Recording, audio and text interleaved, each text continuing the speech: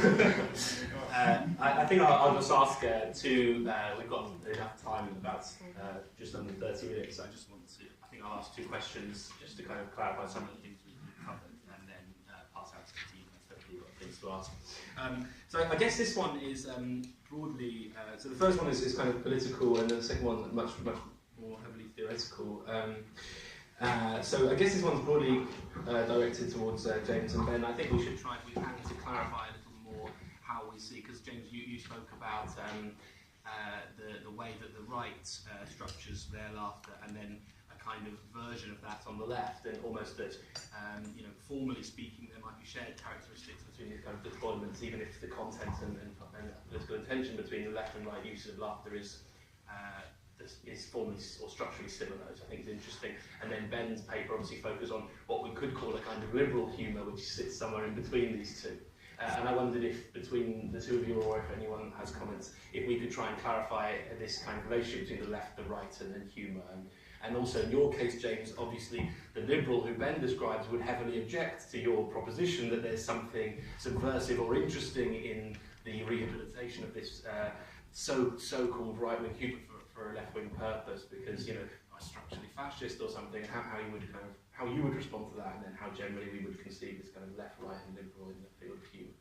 Yeah, absolutely. Okay, well, I suppose the thing that interests me is if in 2008 it seemed that this high noon of the end of history, this time where you're completely outside the bounds of possibility, if either from the right or the left you question the kind of neoliberal consensus, if it was true that that was not conducive to subversive comedy, it has not been delivered in the way that might have been expected in this time of polarization, at least not in the places we'd expect. But direct satires, and really I think, Ben, your examples could just as well be added to my ones. Comedy that is directed at a target, at a political target, has invariably had a kind of almost mirthless, nihilistic kind of forced laughter to it in many cases. It's kind of a surprise, actually, that the subversive comedy is on the side of politically subversive groups. It's almost too neat, the way that has kind of been delivered. The analogy that I'm making is that as the alt-right were able to mobilize these previously dormant political agents, gamers, who thought that they would be a major political agent of our time, but lo and behold, here they are. So too, we've managed to do that on the left. And I wouldn't describe that so much as what we've heard so often, the left needs to learn from the right in order to mobilize politically. No, it's more that the gap, as it were, that has been left open by the kind of collapse of the alleged mainstream centre has been filled by groups of both kinds, realising that in order to no longer be mere outsider interests, but actually to kind of take some kind of mainstream political influence, they need to create their people. If the right has always had a kind of easy road to a kind of populism, it's always been able to say, we speak for the silent majority, we speak for the people who are against these metropolitan liberals and radical leftists and so on. The left, as has been kind of recognised explicitly since late 1970s, since the Marxism Today times, right through to work on left populism being done now, the left version of that is to recognise that there isn't a real people, like the right says there is. There isn't an authentic kind of group that we need to appeal to. We have to create that group. So what I'm saying is that the left has realised that one way in which this people can be constructed, this group can be created, is to say, okay, we're asking you to sign up to this project, but you're allowed to do so with any level of sincerity or any level of kind of humour that you choose. The common kind of strain among the many various people who are invested in Corbyn's Labour, and they are very, very diverse indeed. What they have in common is all of them find it slightly comical that this guy who it was completely unreasonable to have any expectations of whatsoever in 2015 is looking to become Prime Minister, is looking to turn Britain into some kind of socialist country. So, yeah, I guess in short, I wouldn't take the reading that, you know, left-wing people just love doing down the left all the time. I wouldn't take the reading that we're learning from the right or copying the right. Yeah. It's that if, in order to be an anti-systemic movement that is taking advantage of a kind of collapse of the centre, you have to be making these gestures in the construction of a kind of political grouping, and both the right and the left are using comedy to do that. That's a good answer. Yeah, I mean, James has said it all. I'll just very briefly, say that, our two sets of comments are related in the way I'm reading it. There's a kind of pro-Remain position that says we've got to preserve this thing that we're on the brink of losing. We're here, we all believe in this thing that's being threatened, but that's precisely why we need to save it and protect it, and uses comedy as part of that. The other option is to say, well, no, we're going to build group identity by saying that what unites us is not something in which we all believe as unified, whether it's being threatened or not, but we're united around this thing that it's not whole in the first place, these kind of this failed figure of Trump, but we can, through the sort of fragments and wreckage or the humour of that failure, create something. And now there's a risk to that, and that's, you know, I use the word risk and gamble because once something breaks down in the centre, it can fall multiple ways, and Bataille's sovereignty, I think, is useful here because it can be associated with laughter. It can also be brought about, he thinks, through crying and also through violence. And it's not tied to one political position, but I think that's why it's useful for thinking of that breakdown of the object which you were holding on to, which you were focusing upon. Yeah, but here's a kind of question of whether this kind of deterritorialization is what's needed in this political climate, because, you know, I would probably tend to, I mean, though I agree with everything else you said, I tend to argue against the Bataille and Derrida association of laughter with non-knowledge, because this kind of investment in laughter as deterritorializing does risk going back to what I was kind of saying in the introduction, of laughter as this kind of positive force. And, you know, we're in a political climate now where, you know, the so-called mainstream is well and truly broken.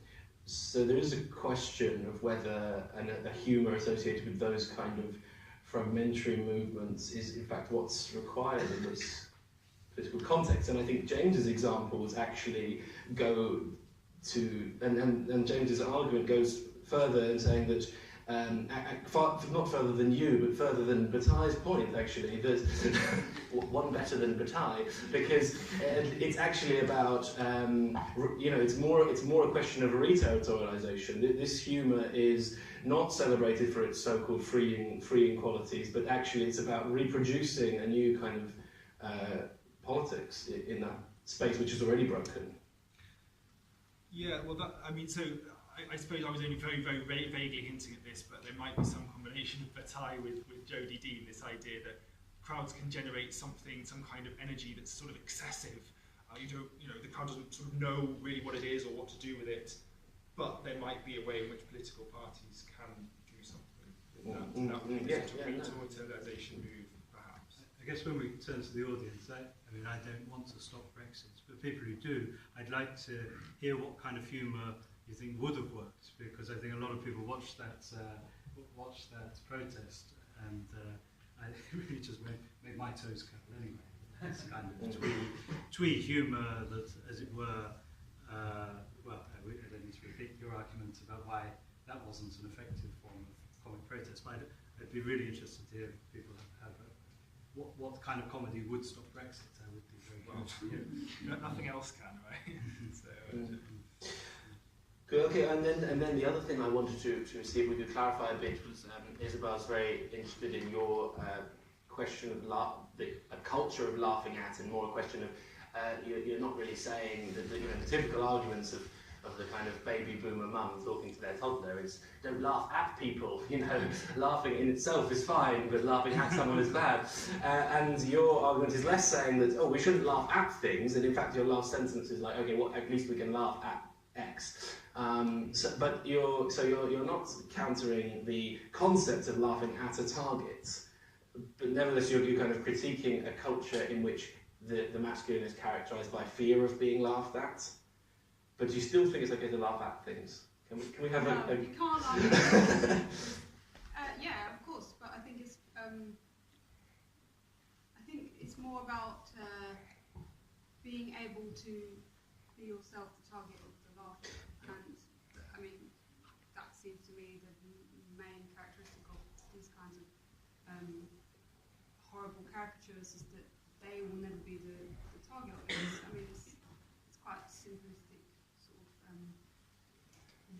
hate that expression, toxic masculinity, but that's what it is. I mean, don't laugh at me because I'll kill you. You know.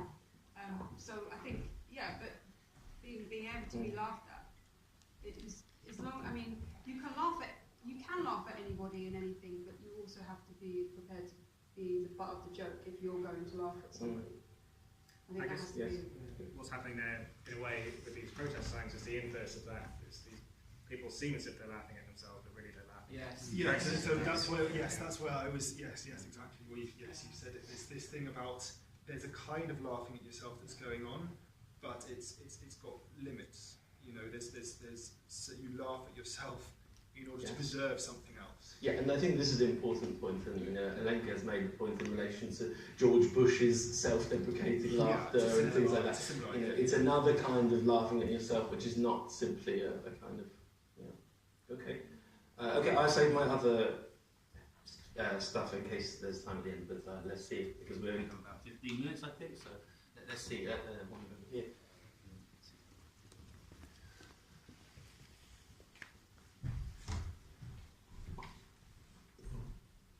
I just wanted to comment on the fact that one does struggle with humour as being used in an adversarial context.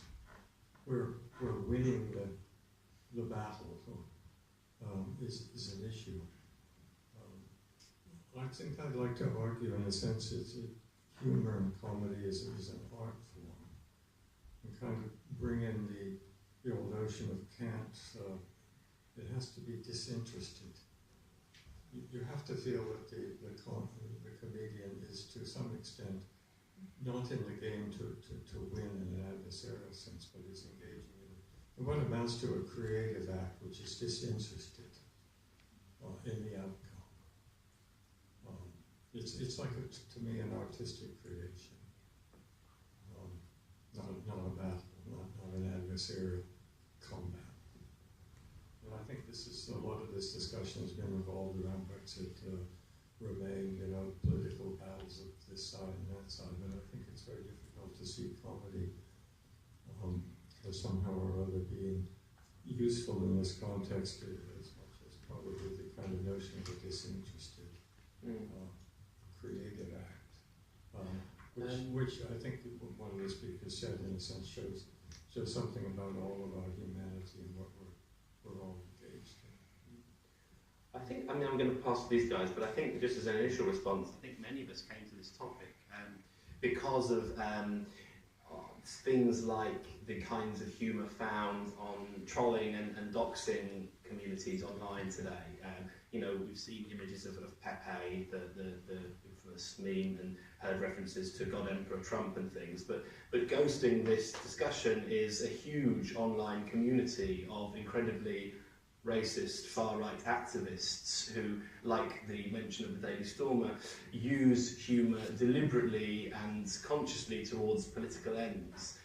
So I guess my response to the question is it's not us who's connecting humour with adversarial political battles. This is more of a response to that pattern which seems to have emerged, where the days of humour as kind of light relief from politics seem well and truly over, and humour seems to play kind of crucial and often scary kind of political roles. So we're each kind of, if we seemed like we were kind of taking up the cudgels there, it's probably because it's in response to that.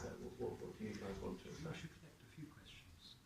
Yeah, that's a good idea. Shall we collect a few questions and then all respond? I suppose just to come back very quickly, I suppose we're talking about what is humour here. Yeah. You're saying, all right, yes, the art of Freud is going to something they use humour, but I suppose I'm saying I wouldn't see this as humour. I just wouldn't call this humour. This is part of a vicious attack. It's not funny. I don't find it funny. Yes, well, I think these guys want to say something, but let's collect a few and then. There's one.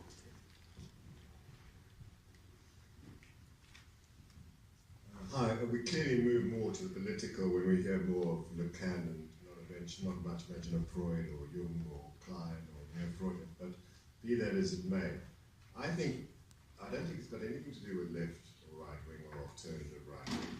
I think it's got absolutely everything to do with authoritarianism versus liberalism or libertarianism. Authoritarianism attracts comedy, and authoritarian regimes suppress comedy, as Burma recently showed when they arrest and torture comedians. I know the left wing, the Labour government under Blair was hardly an exemplar of left wing administration, but it did introduce a more authoritative administration in this country, and it came within a single vote in the House of Commons of comedians being disciplined or being able to be prosecuted if they hurt or offended people. Can you imagine where that would be? And I think political correctness, and the way that we see people punished for offences against political correctness, shows an intense authoritarianism, which cannot help but attract satire. And that's what we've always seen satire, socially conservative satire in history. If we look at Swift, for example, if we look at go further back to Aristophanes, who was a committed conservative, and yet his comedy was needed at the time of the horror of the Sparta-Athens wars. Thank you. Shall we have? Is there any? Yes, go ahead, and then we'll respond to them. Asking so many questions, my ego. I was just wondering, a lot of comedians torture audiences, really. But the other thing is that when Theresa May was advised to dance onto the platform, she was never going to strictly come dancing, but there's a humanity attached to anyone doing a joke, to the extent that Labour and Conservative parties employ comedians to write jokes for the statesman. So it's important. It gives a sense of humanity to people who are maybe not humane. Yeah, that's right. Okay. I mean, let me let you guys answer. If not, just very quickly in relation to your point there, I think that I broadly agree, but I think this sort of disinterested pure comedy can't escape the injunction that it must apply to everything that's going on politically. Comedy is called upon to be a commentator in the world that we live in at the moment, I think, and that's something that's sort of inescapable for comedy. So it's always sort of co-opted into this discourse itself. I just wanted to pick up the PC. Yeah. I mean, if I understand you correctly, you're sort of saying it's terrible because we're not willing to make any jokes anymore without being told that this is crossing the line, or we have less freedom to make. The punishment can be the cancellation of your entire life. Yeah, no, absolutely. But the problem is that I think that argument doesn't apply in the same way here, in this context in Britain, and to just paste on the idea of like, oh well, authoritarianism takes away our ability to criticise power structures. Well, the problem is that people use the PC argument for a completely different use. In here, it's used to allow people to say racist and sexist and xenophobic things and enjoy themselves in doing it. And then when someone says, no, you can't say that, they say, oh, it's PC gone mad, I can't say it. And, it's they're different contexts, and you can't compare them. And somebody brought up the Danny Baker issue I was going to say that this morning, and a classic example of somebody saying something deeply racist, and then people using it to throw fire on the flames of, we can't say anything, no one can take a joke anymore because that's not what he meant. Or it's just obviously bogus that you could even begin to defend his tweet and the things surrounding it.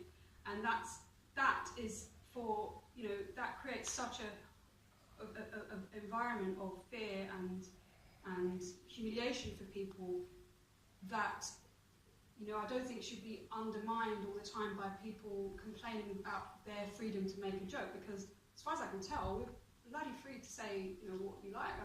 Here we can say what we like, but you have to also be aware of what you say and how it affects other people's lives, and how if you want to criticize power for people. Don't criticize people who don't need you to take the chair away from under them when they're trying to sit down. So I think that is really important to not just jump on this free speech thing and kind of try and compare it to other authoritarian content. So I'm just building on that and going to this sort of authoritarianism, liberalism point. Is that not the more important distinction than left and right? I think one of the things that's happened recently is that the right and the quite far right has adopted this free speech argument and has really taken it from classic liberalism, this idea of sort of individual freedom, which is been broadly a centrist position in the UK for a long time, has been kind of taken by the far right, so that you have this almost as a strategic move. So you have this kind of odd alliance of the far right and the centre on the issue of freedom of speech, individual freedoms. But the suspicion is that the alt-right, the far right, are deploying this from a sort of bad faith point of view. They don't really believe in that. It's a strategic kind of tactic, and it fits with the kind of thing that we've said a number of times today about you can't really tell what's authentic and what's not. So to go back to the topic of my talk, the liberals really do believe in that freedom of speech, and from a kind of principled point of view. The far right believe it temporarily in this way, possibly, and how far, and are ready to flip that round in a sort of ironic, humorous way if they need to. And it reminds me of, it seems an odd thing to refer to in a way, but Marcuse's essay Repressive Tolerance, making the point that actually what a respectable society should not tolerate is intolerance, that which restricts and limits the grounds upon which people have the possibility for equality. And actually that's where the far right ultimately fall, in my I could also give a very, very quick answer to that same suggestion. You offered these three terms: authoritarian, liberal, and libertarian. And I can just briefly say that, and those are a critique of the terms we chose to use, the term left and right. For me, I don't consider myself, for example, to be either authoritarian, liberal, or libertarian. And I think when I share a meme on Twitter, I'm attempting to use the humour to rehabilitate the community which is described by the word left. And in the way James described, I'm taking part in a kind of re-territorialising process of reinscribing this term in a way that I feel would be helpful or useful. So, I think, on those grounds, defend the kind of reclaiming of the term left in this British context, and think that humour is successfully part of that rehabilitation of that term. I think. I just wonder if these points could be brought together. It seems to me that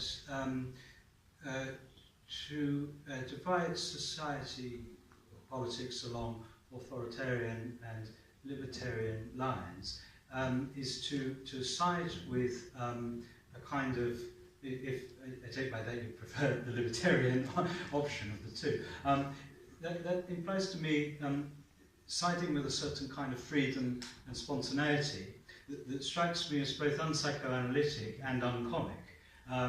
For me, the lesson of psychoanalysis, and you're right to spot the kind of Lacanian drift of the panel, the crucial insight is that we are always dealing with a space of antagonism, the space of non-relation, and there's never going to be a time when you are identical with yourself, when we, the whole kind of group, are spontaneously, freely communicating. We're always dealing with antagonism of some kind, and perhaps the real violence is the attempt to suppress that or to disguise that.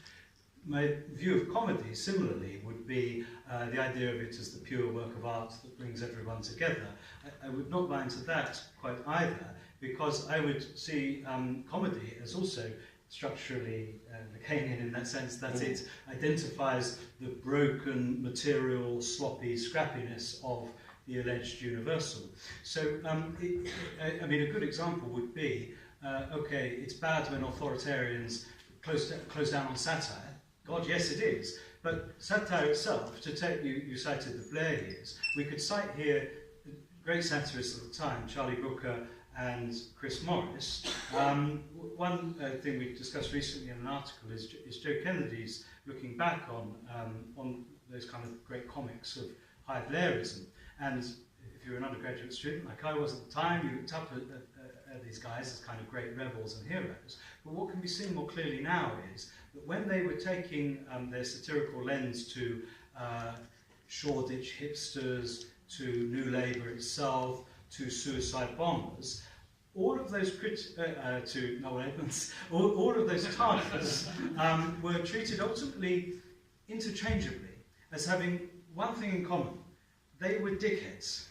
And what does this mean when satire says, look at these dickheads? It says, I'm not a dickhead, and you, faithful reader, are not a dickhead. It assumes a kind of normality, assumes a kind of steady, unalienated core from which common sense, exactly. So, and that goes back to Swift, although I would say Swift as a true Tory anarchist did ultimately turn it inward as well. But the danger is that if authoritarian suppression of satire obviously is clamping down on the non-relation, the problem is that much satire is doing exactly the same thing, of implying that there is kind of outside the comedy a kind of smooth, continuous reality. For me, the political response needs to be one that can tarry with the Lacanian insight, that can tarry with the comic nature of the universal, and proceed from there, as opposed to trying to get back to normal, trying to cover over antagonism, the non-relation, and so on. I think 3 minutes if there's one more question, and then we'll wrap up. Yeah, there's one up the back. Let's take these two together, and then we've got 3 minutes to answer. No one else ran over, so let's not embarrass ourselves. I mean, I wouldn't know where I stand. I would say I kind of ambiguously hover in between the free speech and. But I wondered about humor really as a diagnostic tool, because what I was reminded of, particularly with the neo-Nazi thing, was almost of the frog that's kind of, being boiled in water and gets desensitized. And I felt that somehow, perhaps this pushing of boundaries that in itself is a dog whistle. And I would posit that we are getting I think we are all getting desensitized, to the type of humor. The Jess Phillips kind of I wouldn't rape her joke. And I couldn't get my head around it because I don't understand it, unless this man perhaps thinks that consensual sex is on the same spectrum as rape, and that you don't have to do a woman the honor to ask for consent, but it's still an honor if you want to have sex with her, for instance. So I do think there is a desensitization, and in this sense, I quite like the 52% pride and so on and so forth, because at least it's not as toxic. So. Yeah. Do you want to? Should we grab this one as we said we would, and then we'll have to be as good as we can. Should I keep my hand up? We'll hear the question. So I was just wondering about risk, seems to me that all of your talks touch on the kind of the centre and what we've lost in the post-16 moment of a safe ground. And I wondered what your responses are then to this loss and to this lack of safety, because that seems to be a point of divergence between you. Some of you seem to be quite keen on that loss, and some of you seem to be mourning it, perhaps. I'll just, say that. The tradition of the oppressed teaches us that the state of emergency is not the exception but the rule. What do they mean? We are out of time. Yeah, I think we're being managed. Okay, Isabel, do you want to say something quick? Well, just I think again, I think it's a bit of a myth. People complaining that they can't say what they want to say, and that I wish I had more freedom to slag people off. I think that psychoanalysis is what you need psychoanalysis for, because it shows you that most of the time, if you're complaining about that, it's probably because you're not able to say something really nasty that before you could, and everybody allowed you to say it. And the people that are most complaining about that are the people that had the easiest time, and now they're complaining. Why are they complaining? Because the time is not as easy for them now. So, I don't mind having to worry about what I say, and I'm still hilarious, I can tell you. So I think, we can all just try a bit harder to be funny. Okay, yeah, one sentence. So one sentence. So part of the point of what I was trying to say is that the structure that we see with this anti-Brexit march is a melancholic one rather than one of mourning, in that it has not accepted that this thing has gone. And that would be my response to your question in a way, is that yes, this is not as toxic, but there's still a failure if we think we can fall back on something in the middle there. Let's sorry if we didn't answer your question and the other one about torturing the audience, but we answered implicitly by torturing this audience. But I think we didn't to break, but perhaps we can just pick it up outside with those people that we didn't talk to, and I think we've got a 30-minute break for a couple.